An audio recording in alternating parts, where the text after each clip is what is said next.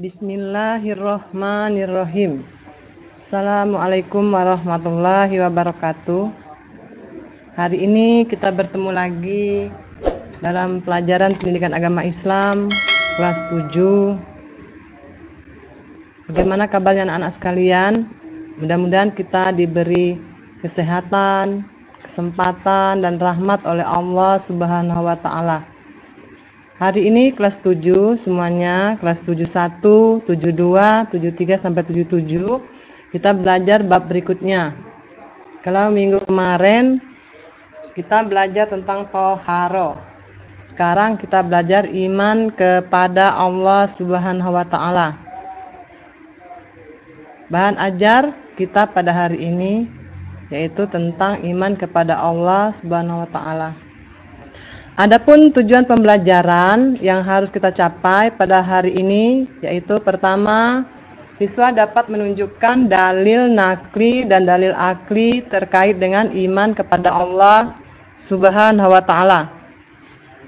Kemudian siswa mampu mengidentifikasi perilaku yang menunjukkan beriman kepada Allah Subhanahu wa Ta'ala. Siswa dapat melaksanakan perintah Allah Subhanahu wa Ta'ala atas dasar iman kepada Allah Subhanahu wa Ta'ala dengan baik. Ini tujuan pembelajaran yang harus kita capai. Kemudian dengan demikian ya, apa yang kita pelajari hari ini yang harus kita dapatkan atau minimal kita pahami yang sudah Ibu sebutkan tadi ada 3. Siswa dapat menunjukkan dalil nakli, dalil akli terkait iman pada Allah SWT. Kemudian siswa mampu mengidentifikasi perilaku yang menunjukkan beriman pada Allah SWT. Kemudian siswa dapat melaksanakan perintah Allah SWT atas dasar iman kepada Allah dengan baik. Selanjutnya, pengertian iman kepada Allah Subhanahu wa Ta'ala. Mungkin tidak asing lagi bagi kita, apa itu pengertian daripada iman. Dari kecil kita sudah belajar iman, kita mengaku beriman dan beriman. Sekarang kita jelaskan apa itu arti iman. Kalau kita belajar tentang iman pada Allah, berarti yang kita pelajari iman dulu, apa pengertian iman, baru iman pada apa yang kita pelajari, pada siapa kita harus mengimani. Yang dalam hal ini kita beriman kepada Allah Subhanahu wa Ta'ala.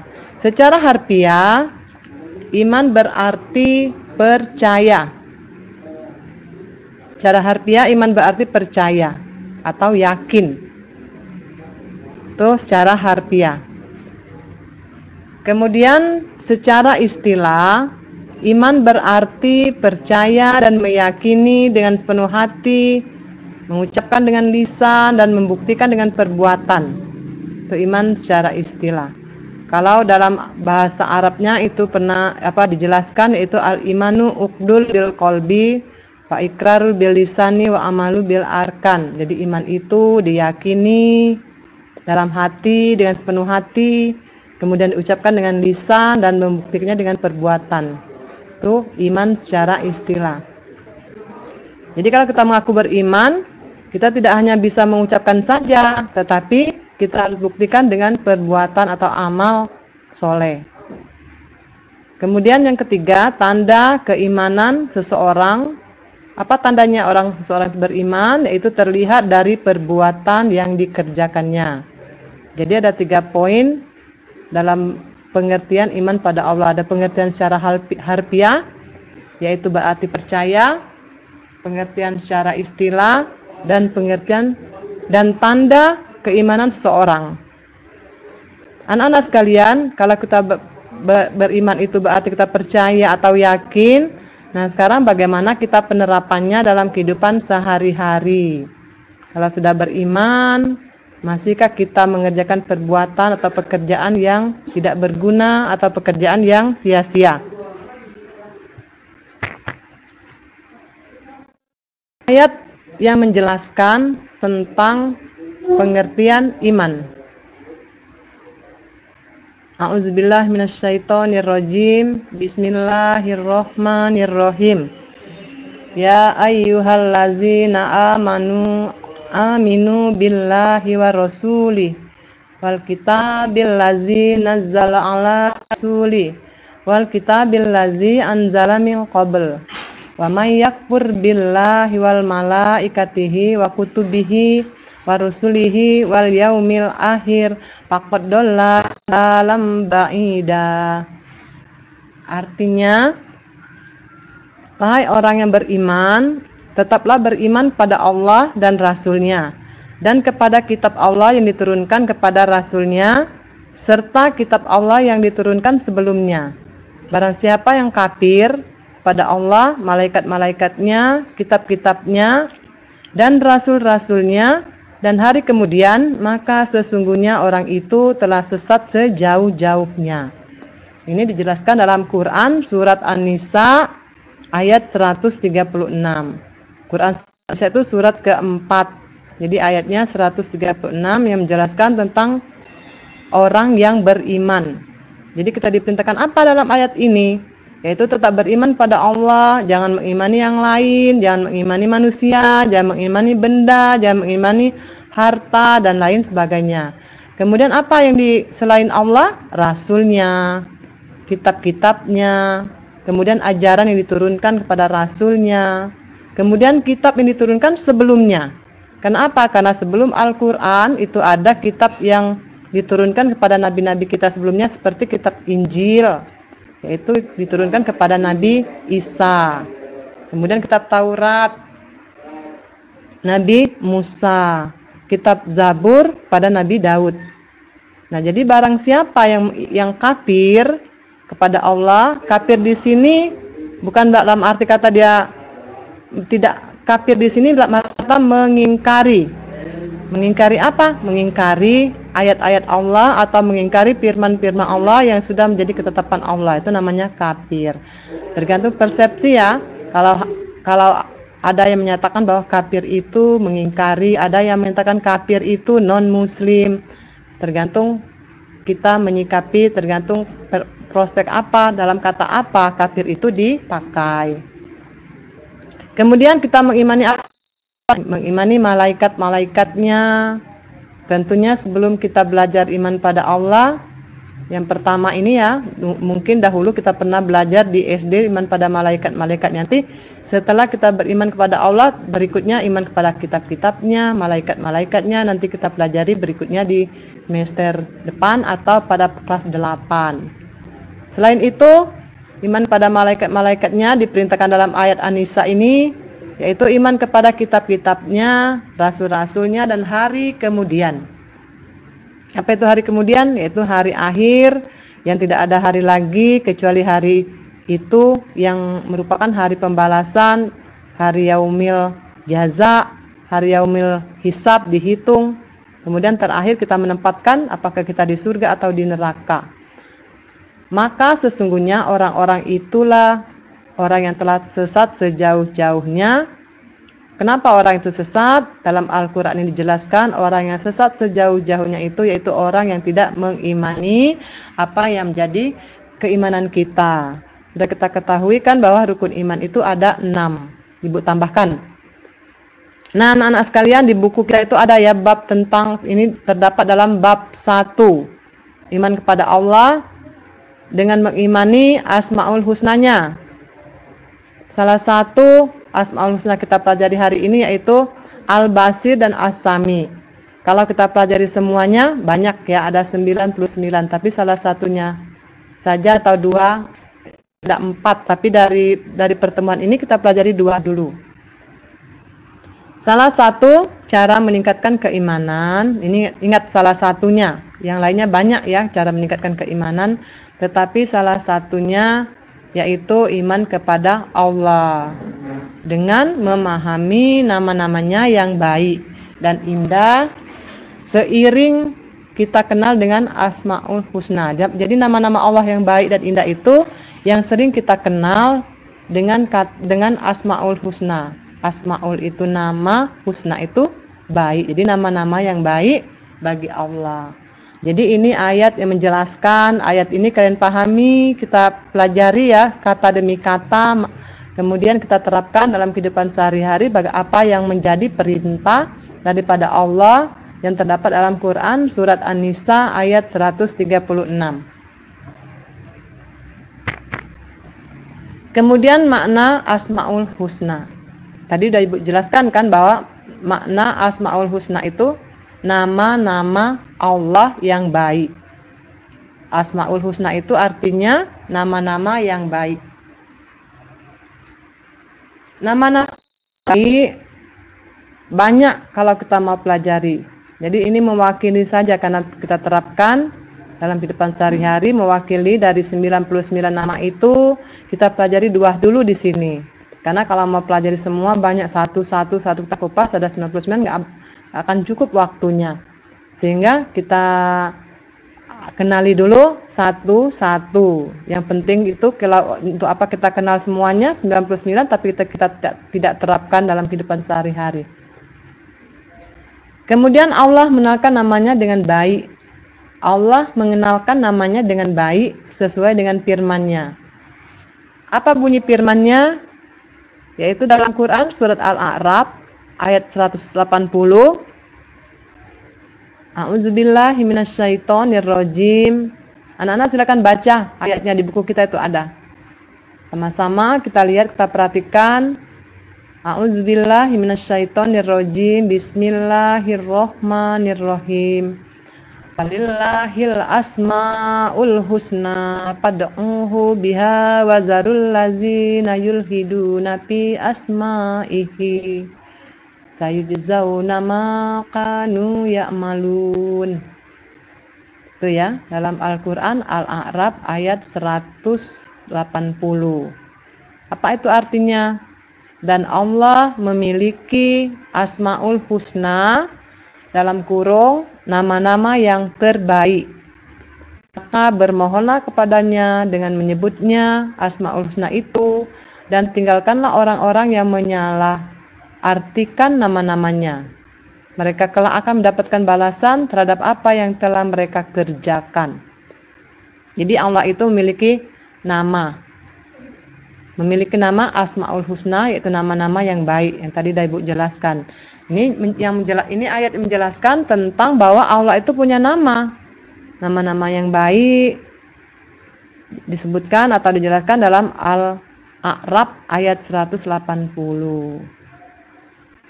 Nama yang baik, kita juga punya nama yang baik nah ya.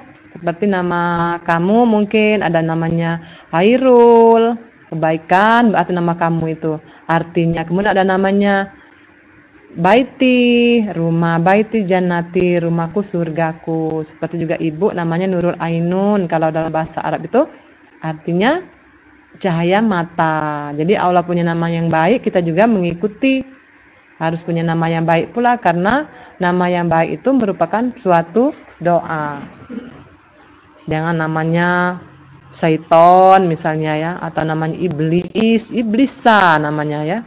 Kita Allah aja punya nama yang baik, kita mencontoh, kita menerapkan bahwa Allah punya nama yang baik, kita juga punya nama yang baik dan kita mengikuti sifat tersebut dan kita terapkan dalam kehidupan sehari-hari.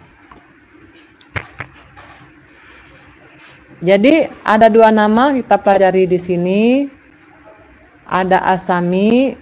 Kalau tadi kita kenal Asmaul Husna itu nama-nama yang baik, bahwa Allah salah satu cara kita mengimani Allah dengan memahami nama-namanya yang baik, kemudian menerapkannya, mencontoh sifat-sifat apa nama-nama yang baik tadi dalam kehidupan sehari-hari.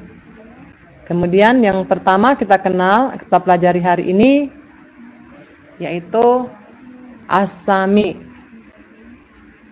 Berarti Maha mendengar. Kalian tahu bahwa Allah Maha mendengar. Mungkin kalian akan bertanya, bagaimana pendengaran Allah itu, Bu? Apakah seperti pendengaran kita?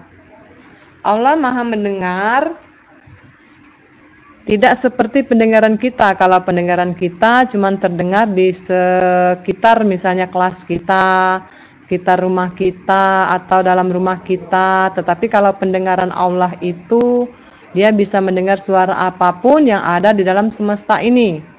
Orang di Bandar Lampung misalnya, suaranya membicarakan apa atau mengatakan apa, Allah dengar.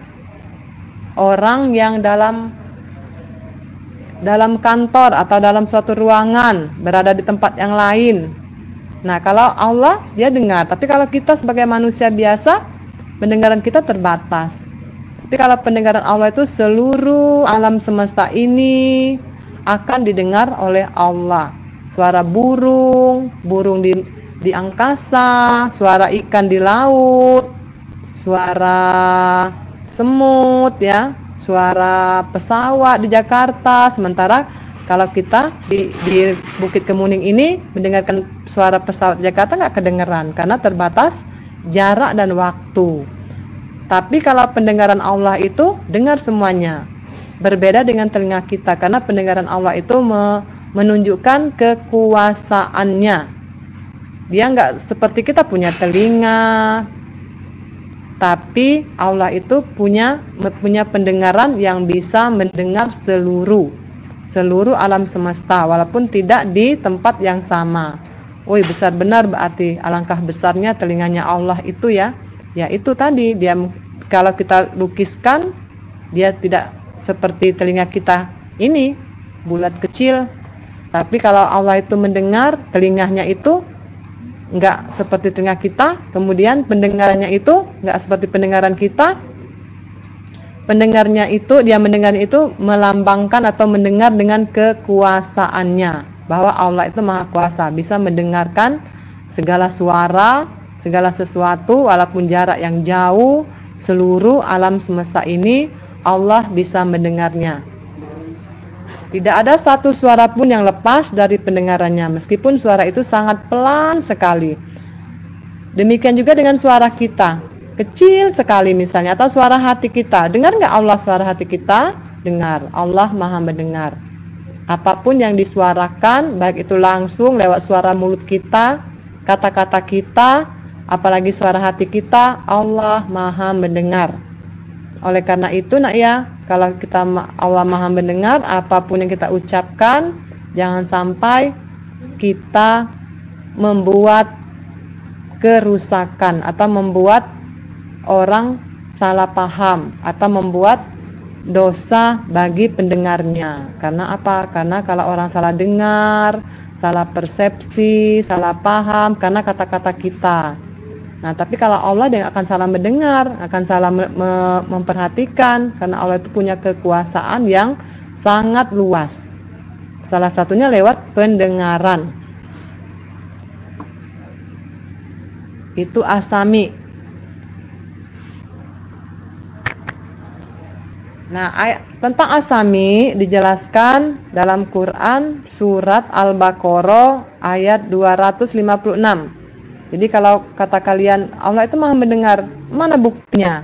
Buktinya yaitu terdapat dalam Al-Quran surat Al-Baqarah ayat 256. Al-Baqarah surat kedua ayatnya 256 yang berbunyi Wallahu sami'un alim. Dan Allah maha mendengar lagi maha mengetahui. Jadi Allah mendengar lagi maha mengetahui. Kalau ilmu kita merasa sudah pintar, sudah ini, tapi Allah lebih pintar, lebih mengetahui apa yang kita ketahui. Kalau kita mendengar cuma dengar dalam ruangan ini saja, tapi kalau pendengaran Allah itu seluruhnya, di luar kelas, dalam kelas, seluruhnya, pokoknya sealam semesta ini dia dengar. Itulah pendengaran Allah. Allah maha mendengar. Contoh penerapan. Contoh penerapan perilaku dapat diwujudkan dalam meyakini sifat Allah as-sami. Jadi kita yakin Allah memiliki sifat as-sami. Apa contoh kita, perilaku kita yang dapat kita wujudkan? Kalau kita mencontoh perilaku Allah as-sami, yaitu apa contohnya? Kita berupaya agar segala yang kita ucapkan adalah hal-hal yang baik. Ingat ya, kita berupaya agar segala yang kita ucapkan adalah hal-hal yang baik dan berguna. Karena kita meyakini jika Allah maha mendengar segala sesuatu yang kita ucapkan. Artinya apa? kita harus menjaga lisan. Lihat ada gambarnya itu ya, mari menjaga lisan. Jadi bagaimana kita meyakininya? Sifat asami yaitu cara meyakininya, kemudian kita terapkan dalam kehidupan sehari-hari supaya berupaya, ingat berupaya itu berusaha sebisa mungkin agar segala yang kita ucapkan adalah hal yang baik dan berguna, karena kita meyakini jika Allah Maha mendengar segala apa yang kita ucapkan. Contohnya dalam ilustrasi itu adalah mari menjaga lisan. Jangan berkata yang tidak sesuai atau berkata yang tidak baik. Lebih baik diam daripada berkata yang tidak baik. Seorang muslim yang baik akan selalu menjaga lisannya dari berkata yang tidak sepantasnya. Yaitu nak ya, jangan ngomong, jangan teriak-teriak, jangan mubazirkan kata-kata, karena apa yang kita ucapkan, apa yang kita perbuat akan dipertanggungjawabkan, akan dihitung, akan dihisap. Maka salah satu kita mengimani atau meyakini sifat Allah, nama-nama Allah tadi asami, yaitu berupaya. Itu penerapannya nak ya. Jadi kalau kita belajar satu dulu, Allah Maha mendengar, berarti kita berupaya agar segala yang kita ucapkan adalah hal yang baik dan berguna, karena kita meyakini jika Allah Maha mendengar atas segala apa yang kita ucapkan. Kemudian yang kedua tadi asami, sekarang al-basir. Al-basir atau al-basor sama, itu artinya Maha melihat. Allah Maha melihat. Allah Maha melihat segala sesuatu walaupun lembut dan kecil. Semuanya, seluruh alam semesta ini bisa dilihat oleh Allah. Jadi mata Allah itu tidak seperti mata kita yang bisa melihat cuman terbatas satu kelas, melihat yang ada di sekitar kita saja. Tapi kalau Allah itu seluruh alam semesta, baik di langit dan di bumi, dia bisa memantaunya atau bisa melihatnya. Oleh karena itu ya, dalam kita bertingkah laku, berkata, berbuat, berperilaku, jangan sampai kita melakukan perilaku yang salah, karena akan dilihat oleh Allah Subhanahu wa Ta'ala. Sama nggak Bu matanya dengan mata kita? Ya beda anak ya. Kalau mata kita melihatnya cuma sebatas ruang kelas atau melihatnya sebatas apa yang ada di sekitar kita. Tapi Allah bisa melihat Bandar Lampung, bisa melihat Palembang, semuanya bisa terpantau. Hebat kan Allah ya? Maka Allah itu maha kuasa. Di antaranya itu namanya Al-Basir. Kita bermakrifat atau mengenal atau menunjukkan keimanan kita dengan mempelajari, dengan menerapkan kehidupan kita sehari-hari dengan nama Allah, yaitu Al-Basir, Maha melihat. Adapun ayat yang menjelaskan Allah Maha melihat itu terdapat dalam Quran surat Al-Hujurat atau Al-Hujarat ayat 18. Al-Hujarat ini surat ke-49. Nomor ayatnya nomor 18. A'udzubillahi minasyaitonirrajim. Bismillahirrahmanirrahim.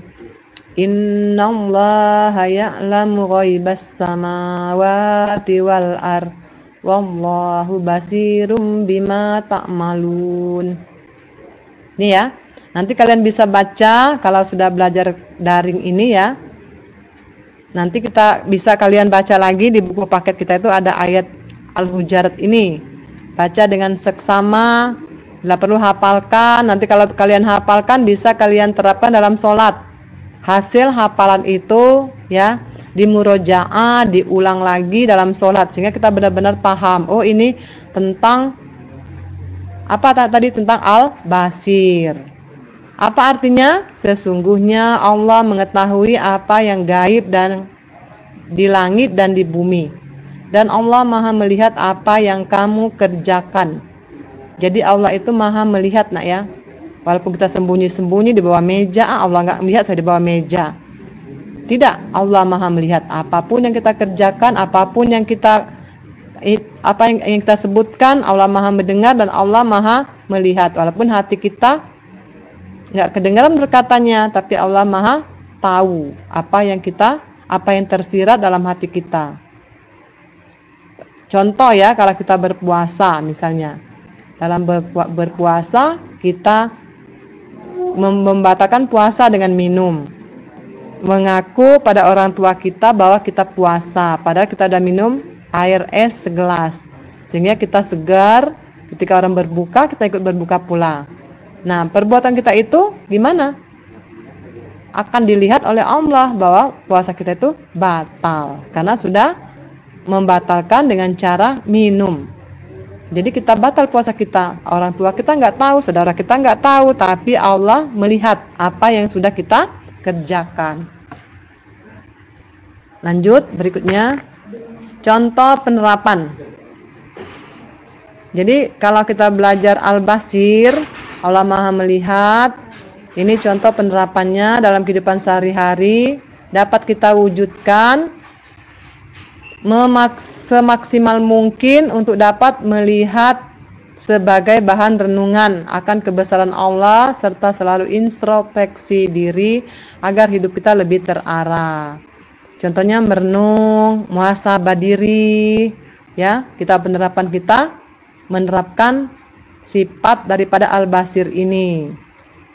Itu muhasabah dicontoh di gambar ini, muhasabah diri, sifat seorang siswa, seorang mahasiswa, merenung apa yang sudah kita lakukan. Itu diantaranya. Kemudian bisa juga dengan penerapannya, bisa juga dengan melihat alam semesta, melihat misalnya pemandangan indah, laut. Betapa indahnya laut. Kita bisa melihat, mata kita bisa menikmati indahnya lautan, indahnya pemandangan bunga-bunga, indahnya rumah, indahnya gunung-gunung, ya. Itu bisa kita terapkan dalam kehidupan sehari-hari, mensyukuri apa yang Allah anugerahkan lewat penglihatan. Nah, yang lebih penting lagi untuk penerapan yang ketiga, kalau ini contohnya muhasabah diri, bersyukur, menikmati hasil ciptaan Allah. Kemudian yang ketiga yang lebih penting dalam kita terapkan dalam kehidupan sehari-hari, bahwa mata itu kita gunakan untuk melihat apa yang sudah Allah turunkan lewat Rasulnya, itu Al-Quran. Mata itu kita pakai untuk melihat Al-Quran dengan cara membacanya, mentadabur, kemudian menerapkan artinya Al-Quran itu yang terdapat dalam Al-Quran dalam kehidupan sehari-hari. Itu yang lebih penting, nak, ya. Nanti kalau mata kita udah rusak, udah nggak bisa baca lagi, udah bisa nggak melihat lagi, baru mau ngaji. Padahal yang lebih penting kita murojaahnya lewat sholat, kemudian kita pahami artinya, kita terapkan dalam kehidupan sehari-hari. Mungkin dapat kalian pahami contoh penerapan daripada Asami tadi, ini penerapan dari Al-Basir dalam kehidupan sehari-hari. Jangan kita gunakan telinga kita, mata kita untuk hal-hal yang tidak berguna. Karena apa yang kita kerjakan, apa yang kita lakukan itu akan dihitung, akan dipertanggungjawabkan. Kita kenalkan yang arti ayat Al-Quran yang berbunyi fama ya'mal misqala dzarratin syarra yara, fama ya'mal misqala dzarratin khairan yara. Khairan yara dulu baru sarra yara kalau nggak salah, nak, ya. Jadi itu apa yang kita kerjakan akan dihitung walau sekecil biji zarah. Lanjut, ya. Jadi sambil kita belajar di sini, kita lihat contoh penerapan pengertian daripada Asami. Ada dua sifat atau ada dua nama Allah yang kita pelajari hari ini. Kalau dipelajari banyak itu ada 99, tapi kita belajar dulu, yaitu Asami dan Al-Basir, itu Maha mendengar dan Maha melihat. Dan kita terapkan dalam kehidupan kita nama-nama Allah itu, sehingga kita bisa hidup kita lebih baik, lebih terarah. Seorang muslim yang menerapkan sifat Al-Basir akan selalu introspeksi diri agar menjadi pribadi yang lebih baik. Kemudian Untuk soal, perhatikan soal. Apa yang kamu ketahui tentang iman? Jelaskan. Ini jangan iman percaya aja. Jelaskan dengan sejelas-jelasnya. Iman kalau menurut bahasa apa? Kemudian menurut istilah apa? Dan kemudian apa yang udah Ibu jelaskan tadi, bahwa iman itu bukan hanya diucapkan tetapi diamalkan. Jadi kalau kamu ditanya apa yang kamu ketahui tentang iman, jelaskan semaksimal mungkin. Jangan satu kata iman adalah ini. Jadi jelaskan dengan sejelas-jelasnya, sebaik-baiknya, sehingga jawaban kalian sempurna. Karena nilai yang Ibu nilai, kalau nilainya cuma sedikit, ya udah Ibu kasih nilai juga sedikit. Jadi kalau menjawab pertanyaan lengkap-lengkap. Karena di buku kita, di materi kita tuh lengkap ya nak ya, tinggal kita ulang lagi. Kalau ini kan materi secara umum, materi secara global, nggak tahu garis besarnya. Untuk lebih luasnya ada rangkuman, ada contoh-contoh yang lainnya itu di buku kita, di buku paket. Kemudian 2, mengapa Allah itu indah nama-namanya? Ya tadi dijelaskan ya, kalau kita punya nama Ibu apa artinya? Jadi Allah itu menyukai keindahan. Nama-nama yang baik bagi Allah itu merupakan makrifat kita untuk mendekatkan diri kita kepada Allah. Apa alasannya? Mengapa Allah itu indah nama-namanya? Ya, jawab dengan sebaik-baiknya. Kemudian yang ketiga, mengapa Allah itu as-Sami? Sebutkan bukti-buktinya. Bagaimana bukti-buktinya? Apa dari alam semesta, apa yang dari sekitar kita, pokoknya bisa kalian cari, kalian pikirkan contoh yang sudah Ibu jelaskan tadi. Jadi jawab dengan semaksimal mungkin. Kemudian yang keempat, mengapa Allah itu al-Basir? Juga bukti-buktinya. Soal kelima, sebutkan contoh perilaku yang mencerminkan as-Sami dan al-Basir. Tadi udah Ibu jelaskan ya, contohnya ini, contohnya itu. Kalau kalian mendengarkan dari awal, jelas kalian bisa, insya Allah kalian bisa. Demikian contoh soal-soal latihannya. Sekian dan terima kasih. Sampai jumpa di pertemuan berikutnya. Ibu tutup, wabillahi taufik wal hidayah. Wassalamualaikum warahmatullahi wabarakatuh.